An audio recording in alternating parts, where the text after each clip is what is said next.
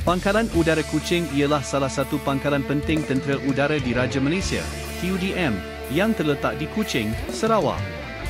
Ia berfungsi sebagai elemen pertahanan utama ruang udara di wilayah Borneo, selain menjadi pusat logistik dan operasi udara bagi Malaysia Timur. Sejarah ringkas. Ditubuhkan pada era penjajahan British dan digunakan oleh Tentera Udara di Raja British, RAF.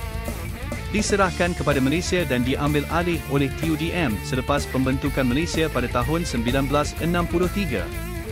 Pangkalan ini telah memainkan peranan utama dalam operasi keselamatan semasa ancaman komunis serta konflik perbatasan semasa konfrontasi Indonesia-Malaysia. Peranan dan fungsi pangkalan. 1.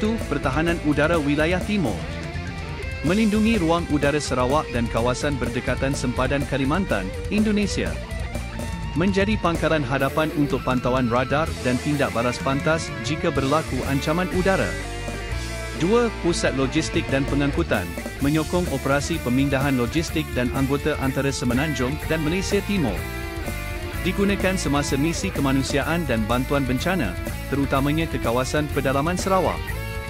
3. Operasi taktikal. Sering digunakan dalam latihan ketenteraan bersama dan operasi taktikal oleh TUDM dan ATM.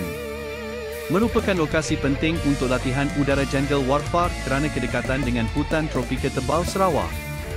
Skuadron dan aset yang pernah beroperasi di pangkalan ini adalah 1 Skuadron TUDM. Sebelum ini mengoperasikan pesawat de Havilland Kanada DHC-4000. Helikopter Nuri, Sikorsky S-61A-4 pernah digunakan untuk operasi pemindahan dan logistik. Pesawat pengangkut dan logistik seperti C-130 Hercules dan DC-725 Cougar kadang-kadang ditempatkan buat sementara untuk misi khas. Kedudukan strategik.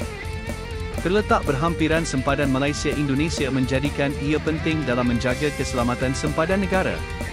Pangkalan ini merupakan pangkalan alternatif dan sokongan kepada Pangkalan Udara Labuan dan Pangkalan Udara Kota Samarahan. Jika bahan ini bermanfaat kepada anda, subscribe, likes dan share.